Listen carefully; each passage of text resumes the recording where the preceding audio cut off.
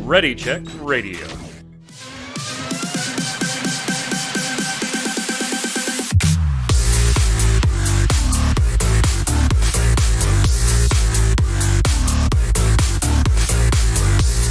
What's up, Internet? It's Thursday, 7 p.m. Eastern. That means here on Ready Check Radio, it's time for the Relic Grind, our Final Fantasy XIV Square Enix podcast. I'm your host, Mike Burnez.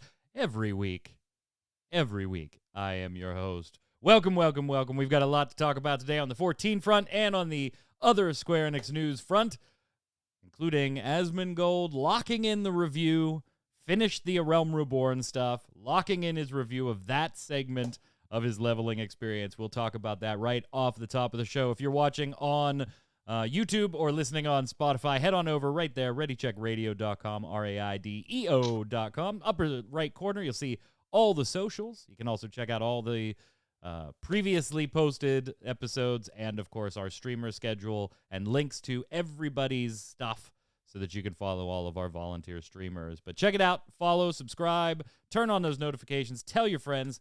If you like what we do, that's the easiest, fastest, and cheapest way to support us, and we very much appreciate it. We are closing in, gentlemen, on the 500 followers mark here. Actually, I don't have that screen up. Let me pull that screen up. Sometimes I'm professional. Whoops, that's YouTube. That's YouTube. It's like I don't even know what these icons mean. Hornet 82.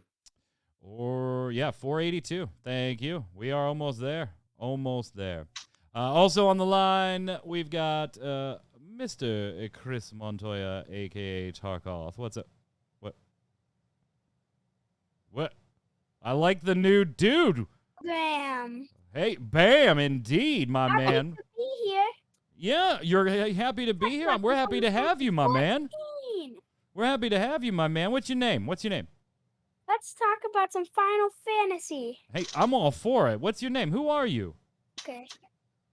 My name's Jason.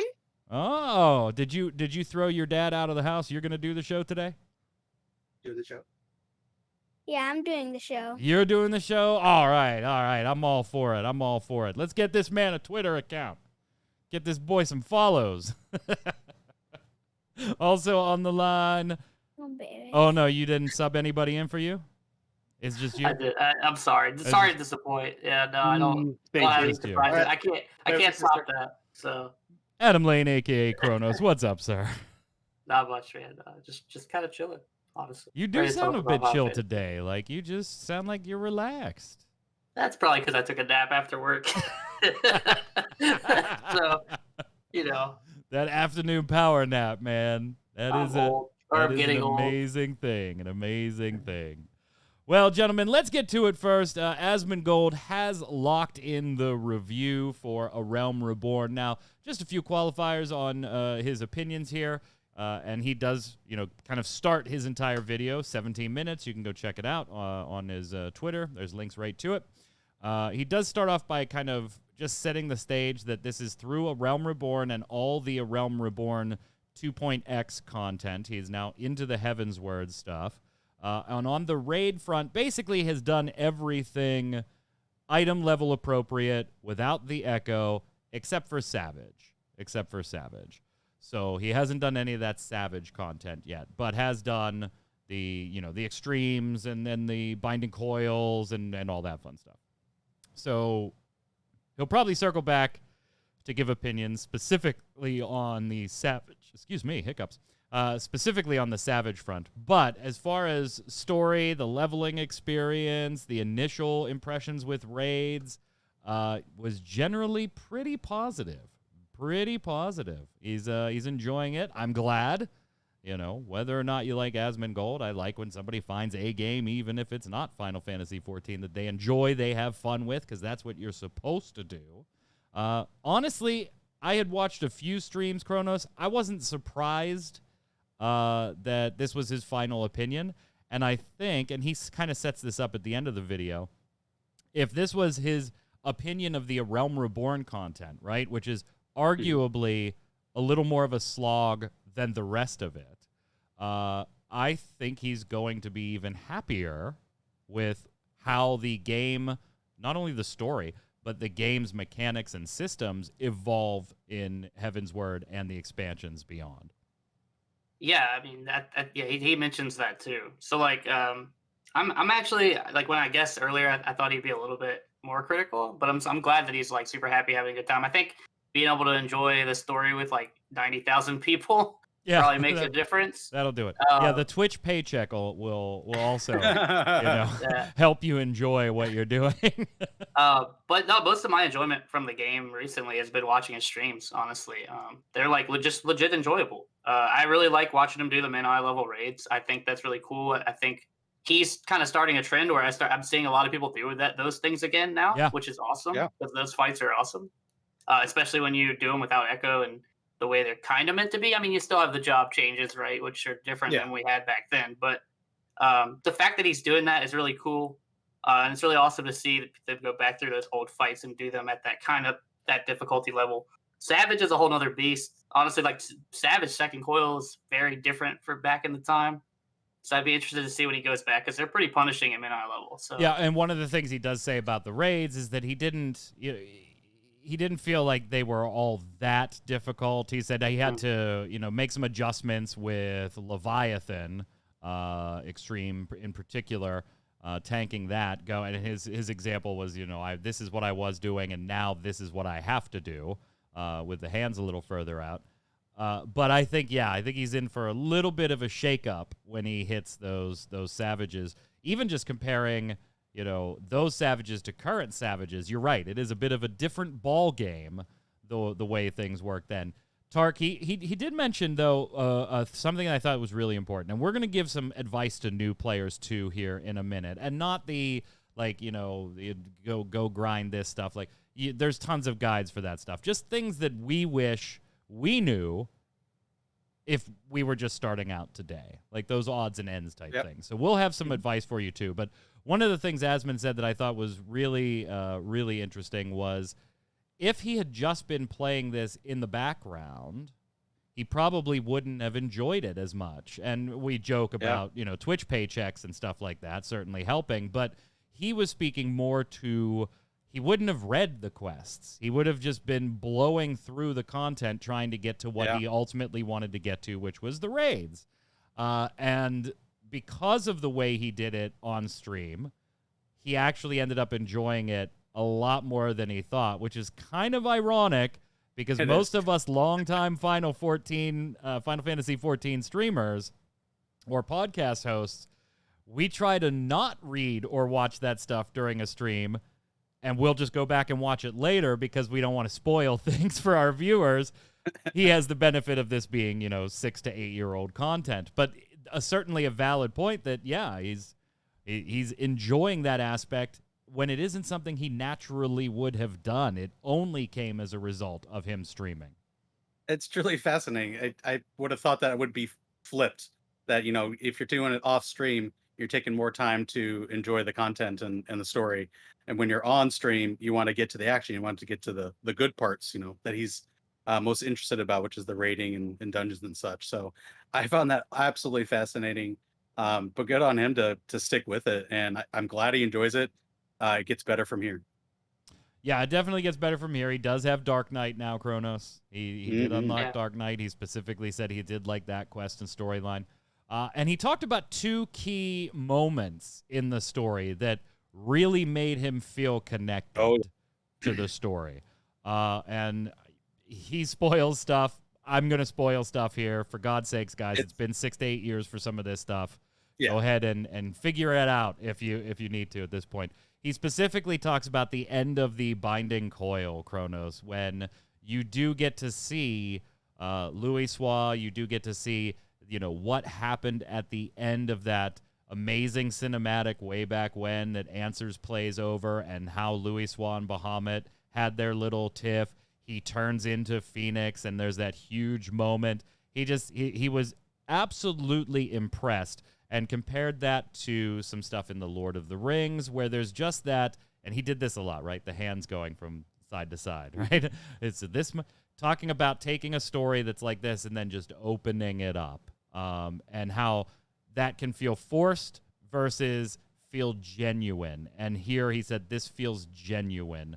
And it made him care about these characters and be emotionally involved in the story, as opposed to comparing to what he is known for, World of Warcraft, Sylvanas tearing the helm of domination, kind of feeling more forced to move the expansion along. Pretty insightful. And then he talks about Midgar Sormer as the second, moment that he was really invested in. Just hearing like him talk about those makes me go, oh God, I remember those, Kronos. Oh, that was so good. Remember when he just tore right into Bahamut as a phoenix, and oh my God, it was amazing. So it is really cool watching that type of stuff. The Phoenix cutscene, if people haven't seen it, is badass. Absolutely epic. It's one of the best still in the game to this day. Right up there with the opening. I mean, two side by side, Right. I remember being like one of the first people in my FC to see that cutscene. Because we had 2 raid groups at the time in my FC, and that was the first time we ever passed the first raid group.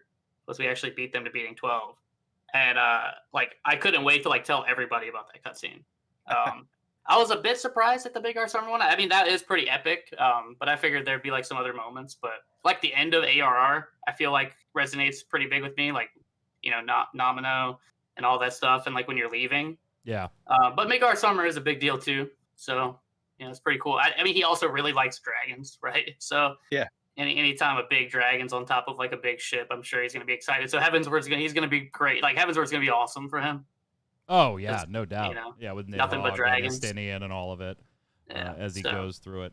It was nice to hear. So I expected, I'm enjoying it and everything.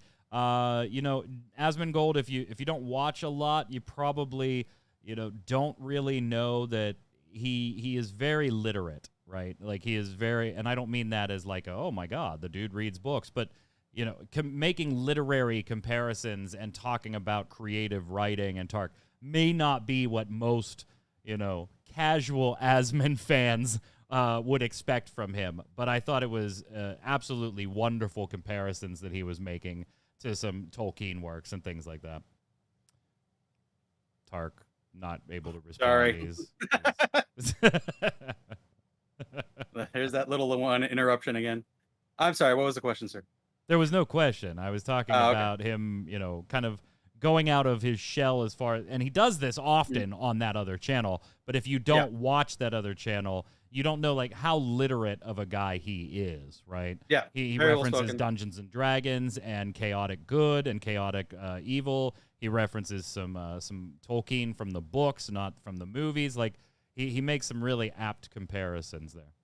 Yeah, I loved his Dungeons and Dragons alignments comparisons to, not everyone, very few people are chaotic evil and just evil for evil's sake. That will come in Stormblood, and he'll notice that probably right off. But that was a great comparison there. One of the things he's looking forward to the most, jumping puzzles. Yeah. Jumping puzzles. I got a video on my personal YouTube channel, Asmon. When you get to Kagane Tower, I got you covered. I got you covered. Got you covered. All in all, if you just watch Asmon and his streams, this might be a different Asmon for you in this video if you don't watch any of his secondary channel where he does this type of content a little more often. It's in my experience, it's the content of his that I like more. Yeah, it's more genuine. It's more him, not the Asmon character on his streams and stuff. But hey, I love that he's enjoying it. I love that many of his audience is enjoying it. And hey, more in the flock is never a bad thing, right? More people, more budget, maybe? Yeah. Question mark? Yep. So let's say, gentlemen, you were an Asmongold fan. You were watching his streams. You had never played Final Fantasy XIV in your life. And you were just, you know what? My boy Asmon's playing it. I'm going to start it too. And I'm going to take it seriously too, not just a little fly-by-night, try it for a day or two. I want to go through a couple of things. We don't have to go forever on this, but a couple of things that you wish as a new player you knew going into the game. We'll kind of round robin this that way because we have not compared lists. All 3 of the hosts have their own kind of couple of points that they want to make. We don't know if there's any duplication. So if there is, the round robin will give everybody a chance to talk. So Kronos, give us something that as a brand new player today, you can tell somebody that you wish you knew way back when. I'm gonna try not to steal anyone's answers. Some of these like my less obvious ones, I guess. I'll start. So I'm gonna come probably more from like if you're playing to get to like the hardcore-ish content, I guess. Like Okay. that's your goal. Please read your skills. Like go to your menu, read what they do, and like know why they're useful. Don't just ignore your skills. I see people at level 80 that don't use skills that are very important. So like if your goal is to get there and to do that kind of content, especially like with Party Finder and stuff, just read. Take the time away from the quest for like 5 minutes. Yeah. And read your skills. I think we should tie in with that one a little bit, that your class quests take priority. Yeah. Because that is often a little overlooked by new players. So that's how you get those abilities that Kronos is talking about. Get your class quests done as you open them up. Take a break from the main story and go finish the class quests. Tark, what do you got? What's first? Tip number 1 from the Tark man for a new player today. I would say take your time. I believe that the greatest gift that this game has is its story. If you rush through it, you're not going to enjoy it. Taking your time helps lead to that. I liken this to a single player game with multiplayer elements to it. So if you go in with that mindset and know that the story is its core and its heart, you'll enjoy it a lot more if you take your time. First one I'm going to give you is don't buy anything off the market board until you have Googled it. Okay? Gonna save you some gil right away. There is an awful lot of that stuff from 1 through 50 that is available from vendors in the game that people have market boarded because you newbies might not check to see if you can get it from a vendor. So Google the items if you're planning to buy them from the market board. Kronos. Yeah, so I'm gonna stick with like the raid theme again, I guess. If your goal, again, I'm saying like if your goal is to get to max level and to do like harder content, right? Hold on. Yeah, Whole Milk in chat is right. But put everything you have on the market board because your fellow new players won't look it up. Yeah, buy those Chocobo stables and then upsell them, dude. Right. Works every time. Evil getting mad at me because I'm messing with the racket. Yeah, people love to buy vendor items for more than they're worth. It's pretty common. But not so. I think a lot of big things like people want to just like go straight into like these extreme contents and they don't really understand a lot of stuff. Like doing stuff casually, if that's what you want to do, that's perfectly fine. But please hit a trading dummy. They're everywhere in Eorzea. There's a lot of them. There's like the areas that have them. Again, like in a like read your skills and then go to a trading dummy and learn like what you should be doing with your class. I just want people to become like more competent with their job, especially if like your goal is to raid. You don't have to be perfect. You don't have to be like the best at your job, but you should understand kind of like the flow. This is the best way I can put it. Fair enough. What you got, Tark? These are good tips, gentlemen. Yeah. I'm gonna Kronos go with... is over here like grooming new raiders. He's like, I don't care that you're just starting the game. When you're 80, that 1% you better have this down. Go ahead, Tark. I'm gonna say, and Final Fantasy, unfortunately, yes, there's icons for this, but I think they do it pretty poorly. Google, watch a YouTube video, find out how to unlock all the things. There's so much stuff when you hit those 50, 60, 70, 80 plateaus, and they don't just all become unlocked. You actually have to find out how to do it, do a certain quest. NPCs have markers with blue on them. Those are the most important. They unlock dungeons, raids, any quest icon that has that little plus sign on it is going to add something. Yeah. Too many times have I tried to do something with someone and they're like, oh, I don't have that unlocked. How do I unlock that? It's like, ugh.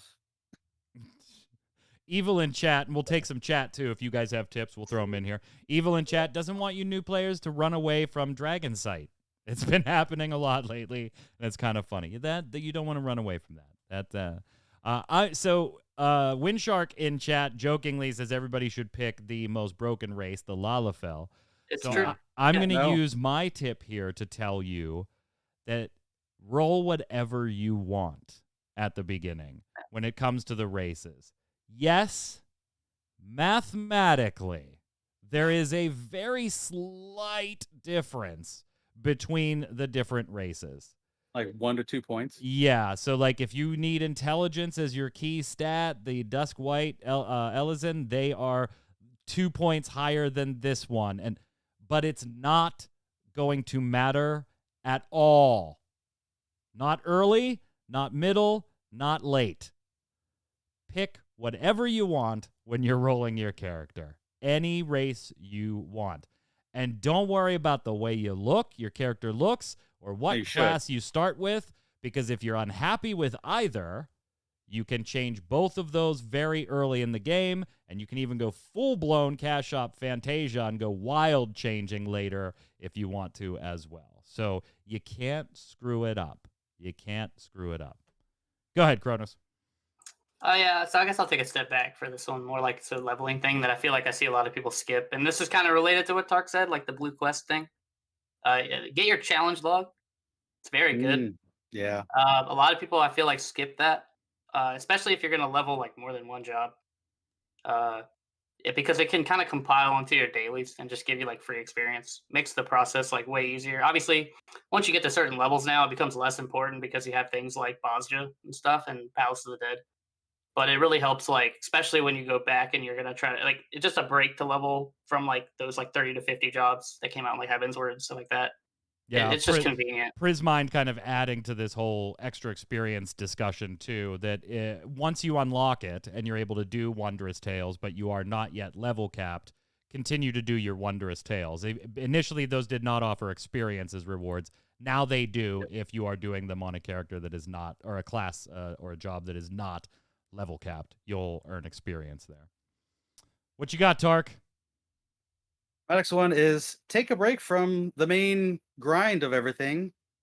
Go enjoy the gold saucer. I have gotten back into it, Asmon especially with specifically making rain. mentioned the gold saucer in his review. I've forgotten how much fun you can have when you just kind of live in there. Gates every 20 minutes. You got mini games. I've been enjoying doing the fashion report. I finally got 100 on that, and I was like, that's awesome. So go do that. Have some fun. Get away from the main grind. And you can get some cool stuff like mounts, minions, cosmetics, all that fun stuff. I'm going to give you this one. Attune to the Aetherites. That's on my. That was what I was gonna say. Attune to the Aetherites. My son and I were laughing at a post on Reddit that was talking about, you want to know what pain is? Leveling all the way through Heavensward, not attuning to a single Aetherite because they misunderstood it as being a home point, and they didn't want to change their home point from where they had home pointed. Oh, so not only had they been walking that entire time, but now they have to walk all the way through those zones again to attune to the Aetherites. Attune to them is different than making one your home point. Touch the Aetherites. Touch the Aetherites, please. Kronos. Yeah, I definitely didn't know you could teleport for probably like the first 20 or so levels. It was I walked everywhere. Yeah, it was a bad time. Yeah, you kind of took mine, but that's fine. I told you we didn't compare lists, so there might be overlap. So I've had a few overlap now. I guess like again, like I think again I'll go with like the blue, the cool, because I've seen new players do this too. The regular quests are pretty pointless, honestly, unless you're like really interested in some weird aspect of like the regular quest. Just don't do the yellow ones. Like unless like you're really like OCD and you want to get them off your screen, they're really like not worth doing. You know, it sucks to say that. It's actually better to save those for alternate classes. Yeah. It helps speed your first and second alt up a little bit. But yeah, I mean, I would just kind of honestly ignore them unless you really want to do them. There's just not much use for them. Tark, these are good tips, gentlemen. You guys are on fire. Hey, we it's like we've played this game for a little bit. Yeah, just 8 years. I'm gonna go with don't be afraid Some to of us change longer. jobs. Yeah, this is true.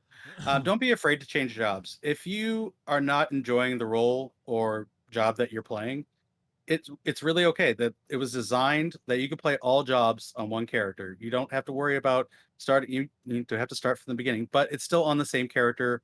Your progress on that other job is there. So find something that you're going to have fun with, and if you're not, change the job. Go to something different. You're not having fun with the ranged, go to melee.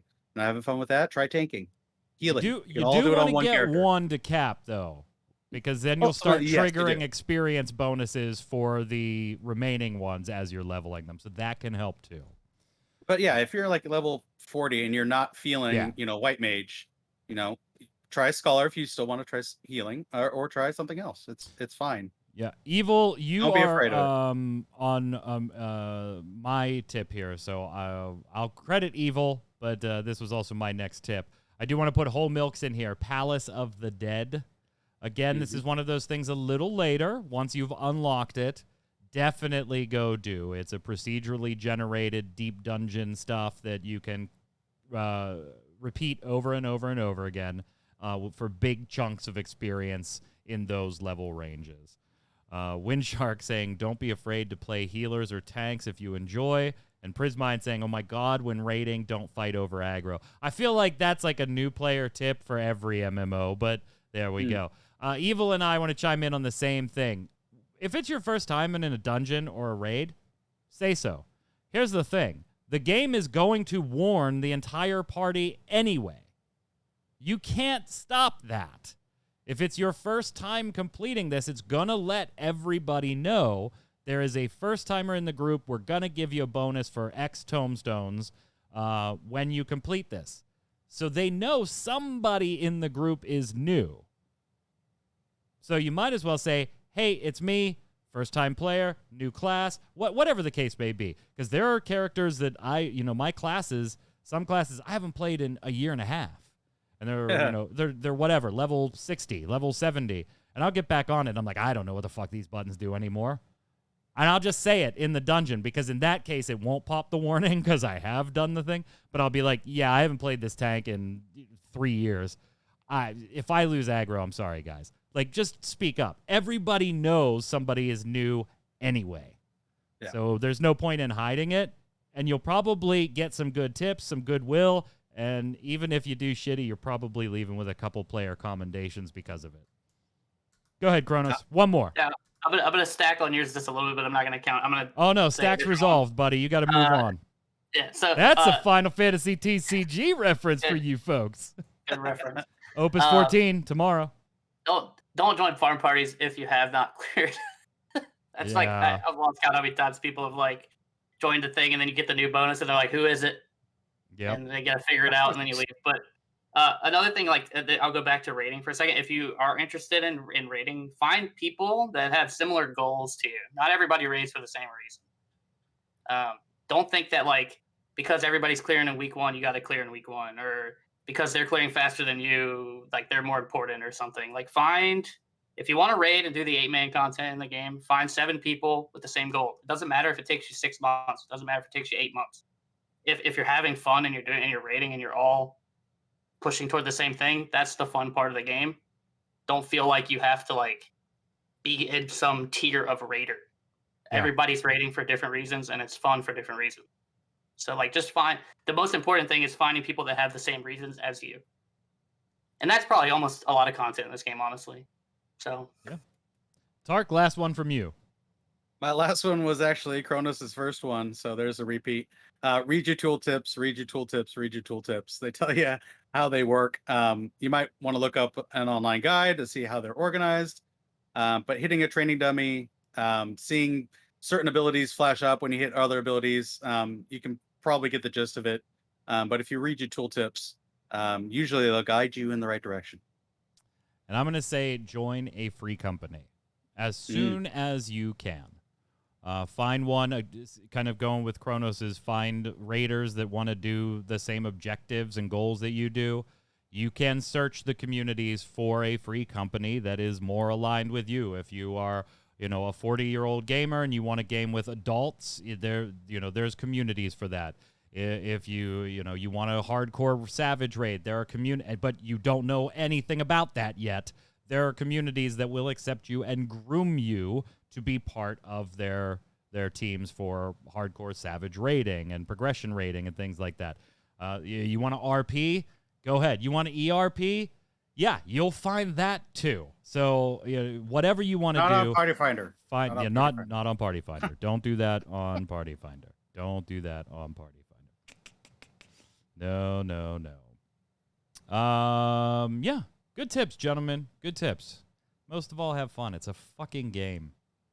It's a game. It's the most important thing. It's a game. All right, gentlemen, did you know the cookbook is now available for pre-order? Kronos already shaking his head. You're going to level up your Final Fantasy XIV cooking. I'm going to tell you why I'm shaking my head. Why? Because the first word I saw in this post was ultimate. Yeah. And I was like, oh, crap. And then I saw the cookbook, and I was like, cool. You got very excited for a minute, huh? Yeah. They Thought you baited were me. Getting news on your delayed ultimate. Yeah. Well, this is the ultimate. You get to go cooking. It's the ultimate Final you get Fantasy gear from it. XIV online cookbook. Online cookbook. There was an episode that we, like one of our way earlier ones, that I was like, hey, if this gets 50 views before the next episode, we will do a live stream cooking Yoshi P's thing that he did a live stream cooking. We'll do the same thing with this one. If this episode gets 100 views on YouTube before next week's show starts, so it's 7 p.m. Eastern Thursday, I will order the cookbook and we'll do a live stream cooking one of the items from the cookbook. I'm going to buy this. I actually, and I know try not to tip anything, gentlemen, because we're going to come back to this one. We're going to come back to this. But yeah, I'll pick it up and make something. GameStop has the oh god. If you pre-order this through GameStop, by the way, you get the special collector's cover. Oh my. As if there was more reason I just wanted to set that company on fire. Now, is it a hardbound versus paperback? No, it's the cover itself. That would make me... No, it's the cover itself. I mean, you gotta buy two, Mike. No, fuck that. No, he's gotta buy. He's gotta buy. I gotta buy four because I gotta leave one of each plastic. sealed. Yeah, I gotta leave one of each sealed. Well, you could just buy three. You could buy two of the. Well, yeah, two of one. Man, keep you're one a sealed, half-ass use one, collector. No, and then you're a buy half-ass collector. the other one. You're so and keep that half-ass sealed. in this. You don't need to open. Don't let two. your kids that are in your place right now Whatever. hear you half-ass in the collection. You got to teach them how to collect right. Yeah. Come on, Tark. You never know when you're going to need two of the same cookbook with different covers. You got to have two of the same, so that you have an open one and a sealed one. I'm trying to prepare myself for the Atlas show right now. Okay, so let me... There's the cookbook for you. There's the cookbook for you. Also, in other Final Fantasy XIV news this week, we have an update on the Sage icon, Kronos. What's going on here? Yeah, so there was like some phobia that I honestly had never heard of. And so it's kind of cool that they're even paying attention to this, honestly. And if it bothers that many people, then it should be changed. And if it's easy to change, I'm glad they're changing it. It's kind of how I feel about it. It's pretty short and sweet. So yeah, the Sage icon's changing because people were having issues with it from that phobia. Yeah, it's called trypophobia, and it's for those that feel disgust or fear when they see clusters of small holes or bumps. So the previous icon, I'm showing you the new one here, but the previous icon had a few more holes in the little Sage weapons there. Let me turn off some of that stuff in the new background lifts. And so those have been taken out. It is weird. Like, so I'm a little weird on this one, Tark, and I want to see if anybody is like kind of in the same ballpark with me. I think it's tremendous to have a dev team say, hey, we're going to acknowledge that we're getting a lot of feedback on this and make this type of change. And Yoshi P did go out and kind of say, hey, look, that's because this icon appears a lot. Like, anytime you open your classes pane, it's going to be there. Anytime you queue up in a party and it's going to be there. Because some people were saying, okay, have you run, says Tasha, ever? lots of holes, lots of bumps in Sestasha, you know, and his point is, well, that's a dungeon. This is something as part of the user interface that people are going to see a lot and see it over and over and over again. But I do see the other side of this argument, which is, while it's nice to have a dev team that does this, it's kind of like, well, now you've opened a little bit of a door, haven't you, on what about people that are arachnophobic and putting spiders in the game? What about people that have this fear and putting that in the game? So I can understand the argument. Like, I don't know which side I stand on this one. I think I'm probably in the middle. I'll ride the fence on this one. I really like having a dev team that is this involved with player feedback and doing it this quickly. But you do got to wonder, Tark, does that mean other things might change because of how big or small the audience is? We don't know. Complain about a certain, hey, this triggered some type of phobia or fear that I have. I mean, yes.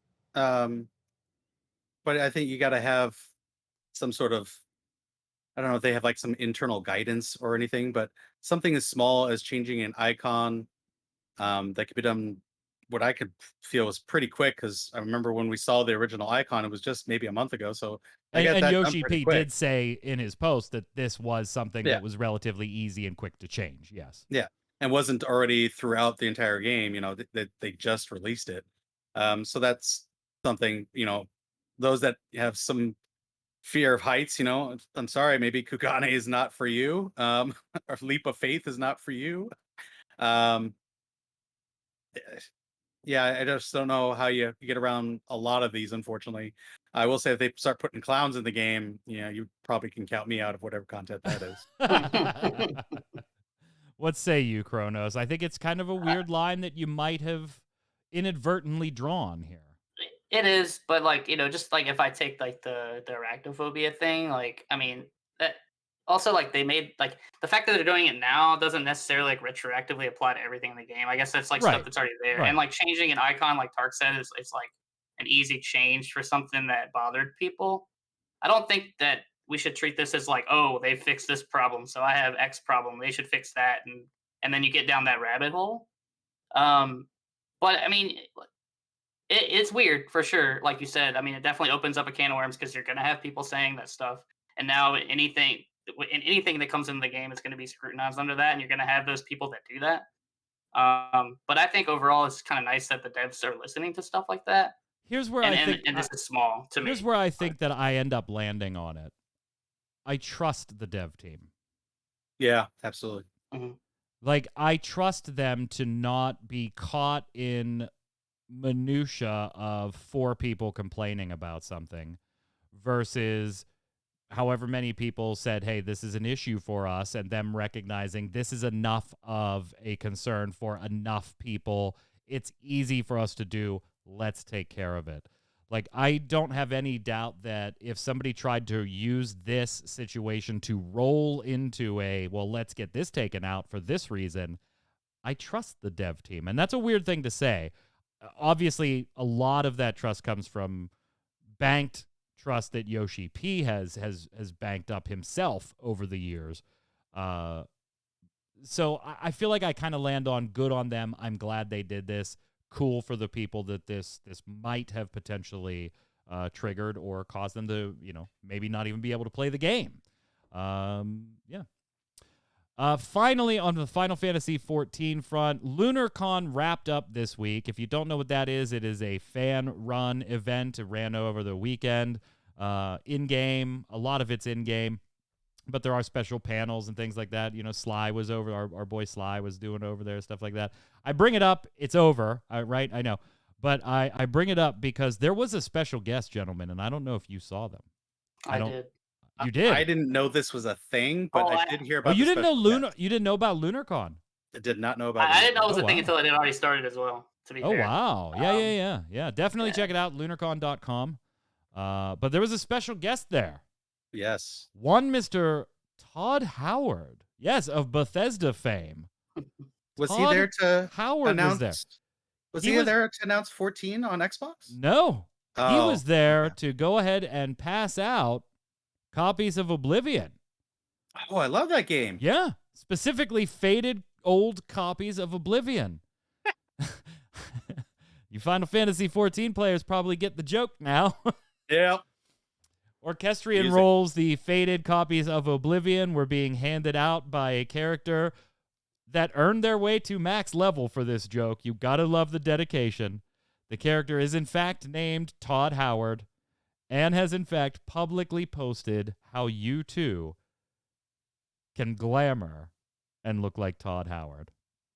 It's impressive the amount of glams the game has that you can make a person, a Yeah. real life person in game. Absolutely. It's awesome. Absolutely. I mean, I don't know how much y'all have watched Asmon, but he raids with a guy. There's a tank that raids with him every time. His name's Dominique Toretto. Yes. And he looks just like Vin Diesel from Fast and the Furious, Yeah. but he's a gunbreaker. And all his chat explodes every time they just talk about family for like an hour while he's like, I mean, it's I don't know, it's cool. I mean, it's not my thing, but like a ton of people do stuff like this, and it's awesome. So Todd Howard was at LunarCon passing out faded copies of Oblivion. Love it. Love it. All are welcome. All are welcome. Gentlemen, before we go over to the other Square Enix news and wrap this show up for the week, I got a little something 14 related that I would like you two gentlemen to do. Now, Tark and Kronos did not know about this. It was not in the show notes. If you look at the show notes right now, the Final Fantasy XIV portion of the show is complete. However, it is not. Gentlemen, last week, we talked a little bit jokingly about who you would date in the Final Fantasy XIV universe.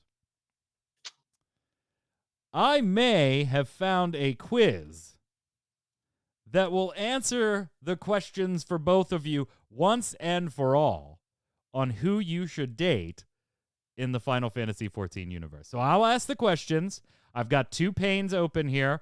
First one's for Tark. Second one is for Kronos. You can both answer them at the same time, and we will find out who each of you should date in Final Fantasy XIV. Kronos, here we go. You just beat red. Here's the first question. If you could live in any area of Shadowbringers, where would you settle down? The Crystarium or Lakeland? Yulmore or Kalusia? Amarang? Ilmang? The Raktika Greatwood? The Forgotten City of Amarat? Or I much prefer to wander around? Amarat. You're Amarat? What do you got, Tark? I'm gonna go with Raktika.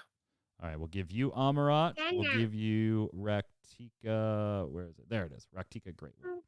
Second question. If you could describe your ideal partner as a class role, how would you describe them? They are a combination of all 3 in some form or ideal. They are DPS. They are tank. They are a healer.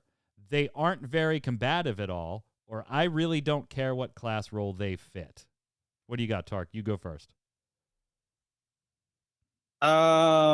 With me being a healer, I'd say DPS. You want some deeps, okay? What do you want there in a partner in Final Fantasy XIV, Kronos? So I'm a white mage, so I'm like ultimately paired with Dark Knight, right? That's how that works. So I'll say tank. We'll give you a tank. All right. Question 3, Kronos, you're first. In terms of romantic responsibility and initiative, what would your ideal partner do?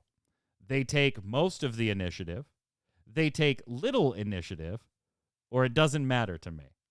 And Kronos cannot believe he is taking this quiz. Doesn't matter. Doesn't matter. Okay, so that is Kronos' answer. Tark, what do you got? Well, being the healer again, I'm not going to just thrust myself into the fray of things. I'll thrust yourself into the romantic fray of things. I'll have the DPS have the initiative. They take most of the initiative? Yes, most of the initiative. All right. Question 4, what is your personal opinion on closed polyamorous relationships, being in a mutual relationship with more than one person? You prefer being in a polyamorous relationship, you're not comfortable being in one, or I'm comfortable being in a polyamorous relationship, but I don't really care either way. How is this relevant to 14? Because I have, yeah, exactly. Okay. Tark, what do you got? I'm okay being in a polyamorous, but it really doesn't matter. All right, so we'll give you that one. Same answer. Same answer? All right. What character should you date? Here continues. What are some qualities that you appreciate most in a partner? Now, you're able to select more than one of these, so you can select as many as you want. So I'll just read them and you say yes or no, and that way I only have to hit the list once. Tark, physical, emotional, and or literal power and influence. Is that most appreciated in a partner or not? Yes. Kronos? No. Their dedication to me. Not me as in me, Mike. Me as in you, their partner. No. Also no. Also no. A passion for the things they love or find important. Yes. Yeah. A strong sense of leadership. Yes. I'm gonna also say yes. Somebody is squeaking in my ear. A quirky or endearing personality. Yes. Yeah, also yes. A willingness to do what's right. Absolutely. Yeah. A chaotic or otherwise unpredictable perspective. Hell no. Yeah, I was gonna say, is there a way I can like strongly disagree? Is A there, like, love for simple things or being easy to please. Yes. Yeah. And finally, being calm even in the face of great stress. No, because that's where I come in. So no, it's not important. Okay. I'll say yeah. Also no. Yeah. All right. So we'll move to next on this one. Do you want apathy in a partner? Yes. Apathy. Apathy? No. Yeah, I don't think you do, Kronos. I want empathy. Oh, empathy. Yeah, no. Sorry. I thought that's what you said. My bad. Yeah. You want someone that has the salt flow with you, okay? Yeah. All right, so you do not want apathy. Negative morals. This is kind of a dumb question. I'm going to read these quickly. If there's anything that you don't think, these are all, do you not want these in your partner? Negative morals or wanting to hurt people. Going against what is considered normal or the status quo. Like maybe that one's important to you. Aggressiveness, childish or immaturity. Those who use the ends justify the means thinking. Stubbornness, possessiveness, lying, or immortality. Immortality, Jesus. It says immortality, No. not amorality or anything. No. Yeah, pretty much no across the board on all this. Yeah, that's kind of what I figured. There's kind of weird stuff there. I think it's because, well, my guess would be is because they're going to include villains in Yeah. Oh, wow. Well, you want your in the result. What is your goal in life? To play and have fun? To help my community in some way? To learn something worthwhile? To settle down and be happy? I'm not quite sure. I'm still figuring it out. To do anything and everything that I want. To protect my friends and loved ones. To seek greater challenges. To have grand adventures. Or to find someone strong or wealthy who will love and take care of me. Aww. Oh. Settle down and be happy. Settle down and be happy? All right. Greater challenges. Ooh. Where is that one? Where was it? There it is. Greater challenges to overcome. I'm definitely getting Thancred. Are we like transferring all this over to like, Tinder or something? Because I'm not about this. Yes, I'm actually filling out profiles for you. Okay. I would want a partner who is Hyur, Elizin, Aura, Hrothgar, Demigod, Vera, Rogadin, Mikote, or you don't care. Wait, is Lalafell not on the list? Lalafell is not on the list. Which is appropriate because They're not children. I didn't make the quiz. it doesn't matter. Don't doesn't care? matter. And don't you care. don't care. All right. I think this is the last question. If you could have anything in the world with you, something that could never be taken away, would you have peace, a home, knowledge, immortality, power, my friends or family, freedom, wealth, fairy tales, security, or I want everything? I'm gonna not be That's a greedy asshole and say That's a deep question. I'll say knowledge. I feel like that's probably where I'd lead. But there's like Knowledge? probably more answer. Yeah, I'll say knowledge. That's my first thought. I'll go with peace. Peace. There is one more question. Pick a quote that you feel most resonates with you. The importance of the community matters more than my own well-being. I will go to the ends of the earth and my morals if it means bringing back a lost loved one. I made mistakes in the past, but I want to atone for them. I don't want to follow any sort of authority. I enjoy the simple and peaceful things in life. I want to be pampered with riches and gifts, or I want to take care of someone else.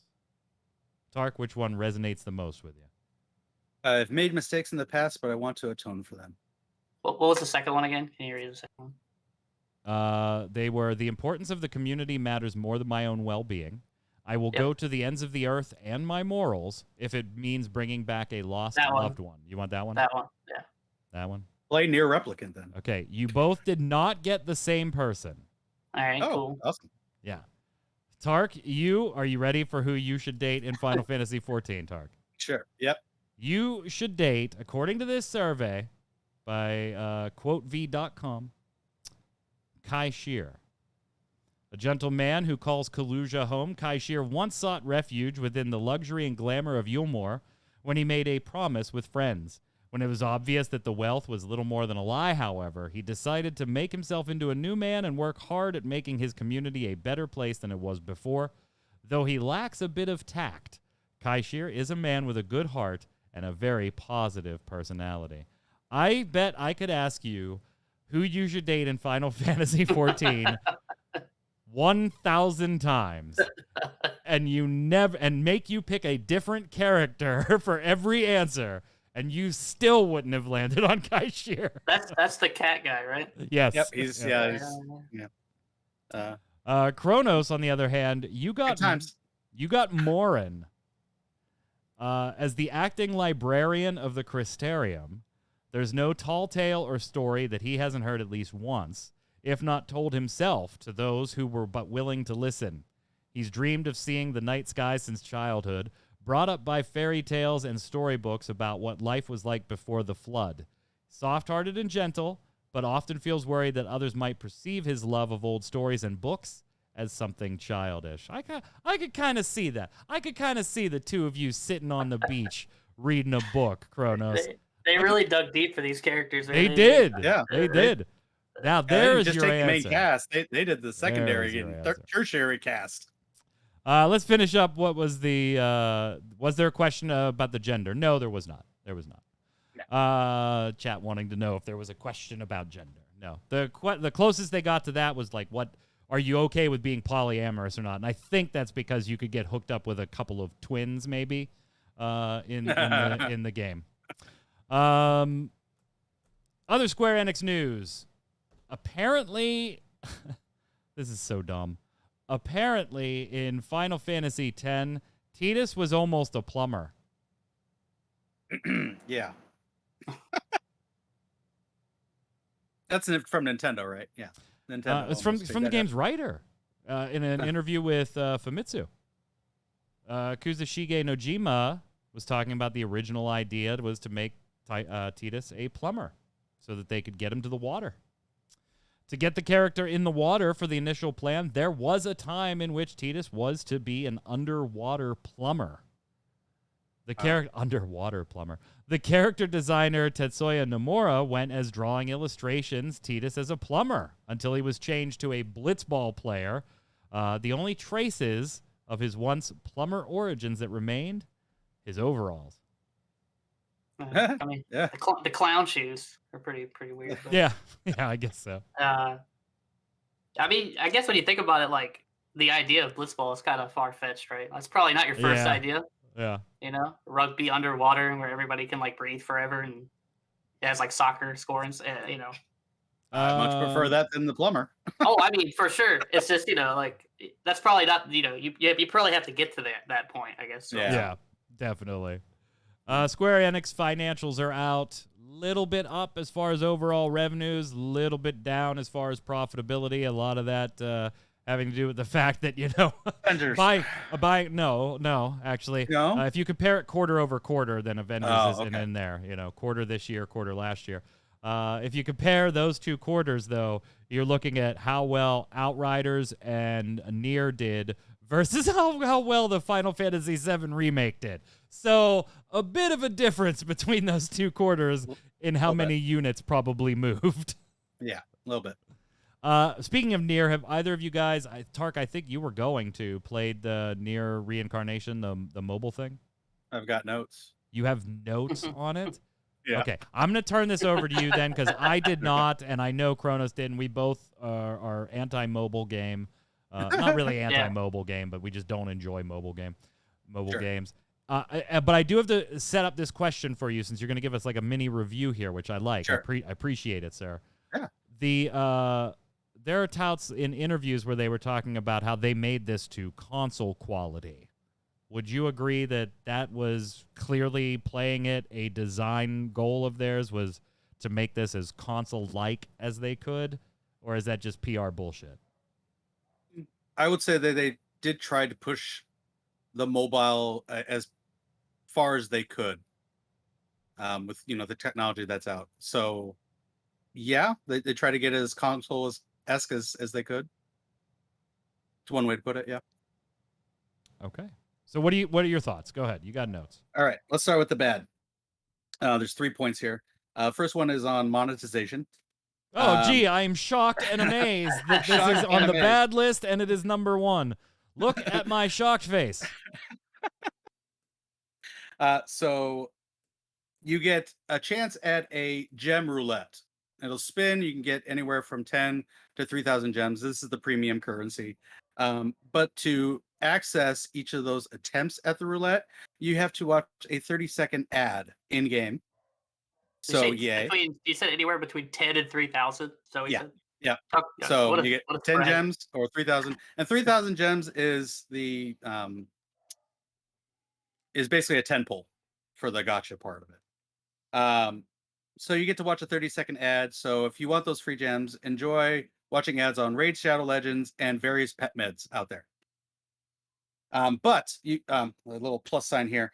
You can authorize the game to access your device to personalize the ads for you. Win-win, right? Yeah, sure. Good stuff. Okay. Bad number 2, monetization. Oh, wait. Hold on. So number 1 was monetization. Yeah. Number 2, also monetization. Yeah. But same reason, or do we have another reason? Well, let me get to it. Okay, all right. Pity system is pitiful, ? So each summon gives 1 shard. These shards can then be used as currency to purchase a 4-star, which is the max rank right now in the game. So 10 pulls equals 3,000 gems, which is about an anchor pricing about $24. So you had to you convert do the math it twice. You had to convert it twice to figure out how many dollars that was. With the worst possible luck, you could shell out $480 to get 1 4-star off the pity system, accumulating those shards. If you have the worst possible luck. Bad number 3. This is the last bad. Anybody want to take a guess on what I think Windshark jokingly said before you started, monetization. He may have been part of the stream. Windshark might be right in that you knew ahead of time. Well, you cheater. Don't do that in my chat. He may have been part of a stream. Hold on. We're gonna go ahead and you get a timeout. Yeah, we're gonna time that dude out. Number 3. I'm not gonna time you out. Monetization. So this game does something I feel is just awful. So you have the premium currency, these gems. Well, this game puts a differentiation between the free gems and the paid gems. So you have 2 different premium currencies, and the free gems can't access all the offers that the paid gems can. What? Yeah. There is a special 10 pull offer where you get a guaranteed 4-star, but you can't use your free gems for that offer. Absolutely awful. That's it for the bad. And we want some of the good real quick. I mean, you got to go real quick because I don't fucking Okay. care anymore. Stories. It's near. So I've gotten 2 full chapters in. If you like Near Story and all the tragedy, you're gonna get lots of this. Bring the tissues. The stories are great though. The music, not at the same level as Automata that I've already experienced and all of Replicant, but it's still pretty good. Combat feels a bit basic, but I can see down the road elemental weaknesses and using different weapons and all that is going to be very important. So you're going to have to grind a lot because each weapon that is assigned to a character is also assigned an elemental weakness. Our weapons gotcha. So the gotcha is the weapon, Okay. but certain weapons have a character attached to them. So it's a little All right. flipped. But it does feel good to pull off a 19 hit combo. So that was pretty awesome. I like that. And that's it for my mini review. You're gonna download this after the show, right, Mike? You look like you're gonna download it. You look like you're downloading it right now. I actually think I'm gonna sell my phone. Just get rid of it. Oof. Wow. Just get rid of it. Oof. But I've Oof. done 3 10 pulls and I do have 2B and A2. So good stuff. Yay! Yay! It was pretty cool. That was Well, I do appreciate you taking the time to write the notes down for the show. That's dedication. I appreciate that part. Wow, I'm stunned. Totally sounds like console quality. Well, that was short-lived. Marvel's Avengers had their little free weekend. Player counts surged and held to over a 10,000 peak and about 6,000 average throughout the weekend. Now it's back down to 1,600 according to Steam charts. Aw, So that was sad quick. face. That was quick. Remember, just a couple of weeks for Wakanda. But in maybe better news, I know this is one that Kronos in particular is looking forward to. There was a new Guardians of the Galaxy trailer dropped today. What'd you think of the trailer there?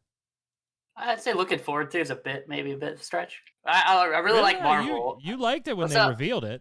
I said I would probably buy it because I really like Marvel, and it seems like at least it's not like Avengers where I'm It's buying the Lady Hellbender cinematic, by the way. But yeah, no, I thought the cinematic is actually pretty cool. The voiceovers sound really good. I'm still interested to see more. Like, I still don't know how much I really like that. Like, only Star-Lord is controllable, and that's probably not going to change. And then I'm kind of curious to see like how the decisions really matter, because that decision in the cutscene that they showed doesn't really seem like it's really going to change much. Yeah. Like, and if that doesn't really matter, then like why are they there? Yeah, I don't know if we'll get to it in the B-roll here, but there is a very like a SWTOR BioWare-esque, Mass Effect-esque I was gonna say dialogue choosing for the cutscene. But like Kronos said, the one example they give here, if you watch the whole scene, you're like, well, that could have really played the same both ways. Yeah. With maybe a line or two of difference in the animation, but nothing worthwhile or meaningful impact-wise. Like, is it going to be worth me playing a second time? I guess is really where I'm at. Well, maybe. I did notice on that first trailer, that there was relationship points, so plus minus. Maybe there's something Mass Effect like at the end. Yeah, where you're building the relationship with the peoples. Yeah, I don't know. We'll see. This one, what is this? October. It's not that far away, actually. Pretty soon. It's not. Yeah. Not that far. I'm not I actually have never seen any of the Guardians of the Galaxy movies. Yeah. Well, you're not a Marvel guy, so yeah. Yeah, I'm not. It's not that I don't like Marvel or anything like that. I was just never really into comic books. Besides Tales from the Crypt, that was my comic book. That was just my to kind comic of book. sell you on it for like a quick 30 seconds. Most people that don't really care about comic books really like the first Guardians. Okay. Just I mean, sell. I own them. Yeah. I own them on 4K Blu-ray, but I've never watched them. Like Kids no one knew them. what Guardians of the Galaxy was. Like, what the heck is this? And it's one of the best of the MCU. So, all right. Hey, I'm sure you guys are going to be stunned by this news, and I'll give it to you, and then we'll go over to the Love It or Leave It segment, and we'll call it a week. But I'm sure you're going to be stunned. The Pixel remasters are getting review bombed. Not because they're crappy games. In fact, most of the feedback, as we said last week, has been relatively positive. And Happy finishing number 3, saying this is the definitive version of 3. Wow. Don't play any of the other ones. This is, if you've never played 3, this is the way to play it. So somebody's opinion that I value very highly is saying, you know, that much, that speaks to it. But it is getting review bombed. Predictably, to prove to Square that there is a demand for this on consoles. Gee, Kronos, I didn't see this coming. Let me whip out my shocked face again. You're going to overuse that. When they say something as dumb as if there is a demand for it, you basically just ask for the product to get review bombed, don't you? Pretty much. I mean, the funny thing is, like, every other one exists on Switch, right? Pretty much. Like, I mean, the older ones, right? Like, all the way up to 12. Well, 12, I guess. It's like, why not do it? It's like, it's not like you can't run it. Like, it's a mobile game. You happen to have that Switch that'll let you take it on the go, Tarkoth? You got that queued up? Damn it. No, because no. I don't. Caught him unawares. Caught him unawares. Let's head Damn over. Let's head over to Love It or Leave It.